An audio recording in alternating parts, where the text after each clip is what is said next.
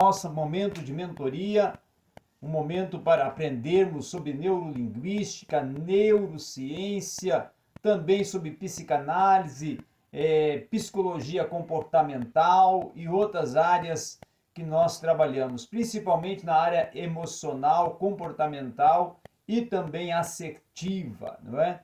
Muito bem. Você está no nosso espaço Mentoria e Saberes e nós te pedimos a sempre que assistir os nossos conteúdos, venha a nos contribuir dando o like, também compartilhando, certo? E se quiser ter um contato direto conosco para uma consulta, para uma mentoria, então está aí nosso número na tela e você pode entrar em contato. Muito bem, hoje iremos falar sobre um problema que é considerado dos mais comuns, que é justamente a persistência de comportamentos de enfrentamento que são considerados desadaptativos, tá? Comportamentos desadaptativos. Os pacientes que se encontram nessa contingência, que continuam com esse comportamento considerado desadaptativo, eles evitam, tá? Em algum determinado momento, a hipercompensação e o esquema, ao invés de vir a mudarem o comportamento, tá? Então, eles estão convencidos interiormente do fracasso. São pessoas que chegaram à conclusão de que não tem condições de avançar, não tem condições de ter um start, de ter um impulso, de ter um upgrade na sua carreira, tá? Então, com isso, eles relutam e automaticamente não aceitam se comprometerem em se dispor e conseguir o sucesso, em conseguir o ideal, em conseguir a proposta, o objetivo, o que está alcançando e almejando. Então, o trabalho nesse aspecto, ele se torna um modo de auxiliar o paciente a fortalecer o seu modo adulto saudável. Então, esse seria o primeiro momento, ou a primeira ação, ou a primeira orientação, tá? Participação do terapeuta, que é justamente dispor o paciente, motivar o paciente, levar ele a conseguir, certo? Fortalecer-se para um modo adulto saudável, tá?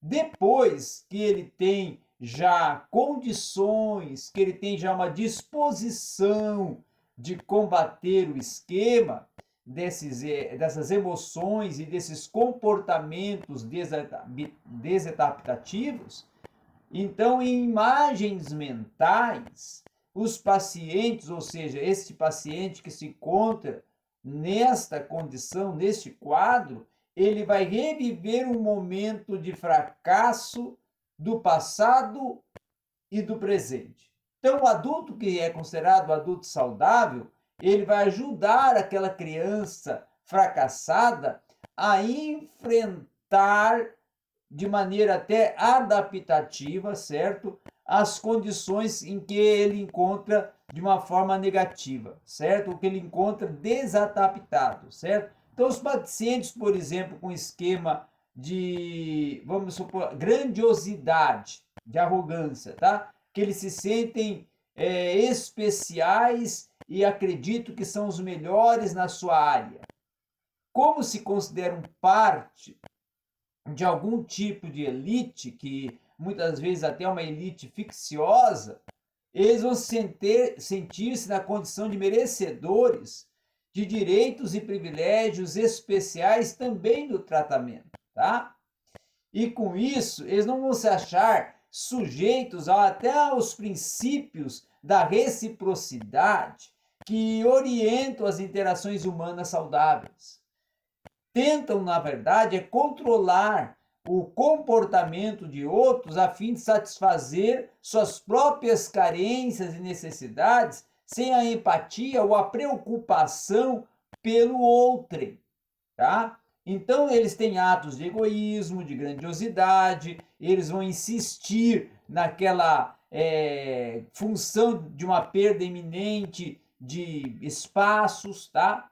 E o terapeuta vai descobrir que a causa da dor e o que é o mais coeficiente para o tratamento é usar uma motivação para mantê-lo na terapia, certo? Então, em essência, o terapeuta, nesses casos, ele irá ser uma pessoa que vai motivar o paciente a se cuidar emocionalmente, se tratar emocionalmente, de uma forma também comportamental, a fim de começar a trabalhar as suas relações interpessoais com a relação terapêutica que configure estratégias de tratamentos mais pertinentes para a área dele que está afligida.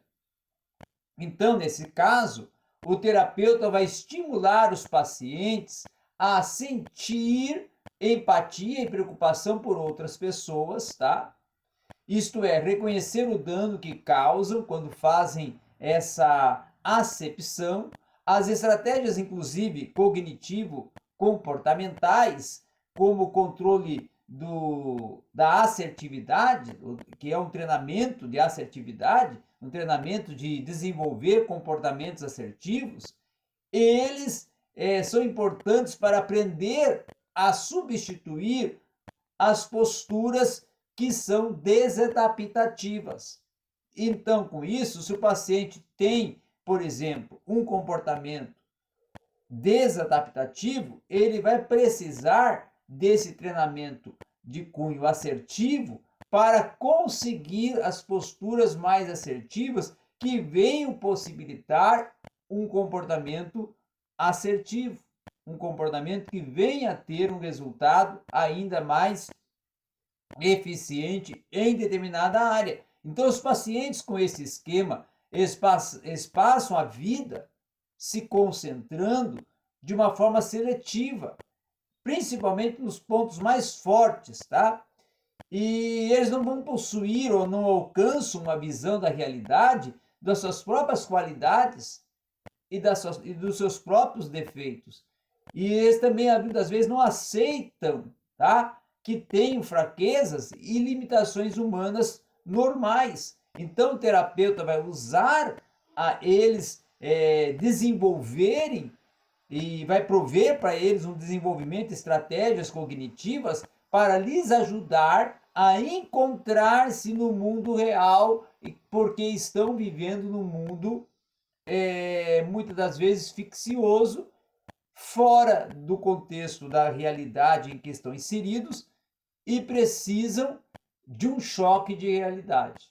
Então, essa é uma ação terapêutica desenvolvida, até provida pela terapia cognitiva comportamental, dentro da terapia de esquemas, para retirar esquemas desadaptativos e vir aí inserindo o comportamento, as ações assertivas até que chegue a ter visão de mundo real, podendo construir ações adaptativas, emoções adaptativas e tornar o seu comportamento, as áreas e os elementos comportamentais que estão em defasagem, virem a serem preenchidos, virem a serem estruturados, adaptados, para tornar-se um comportamento, então, adaptativo,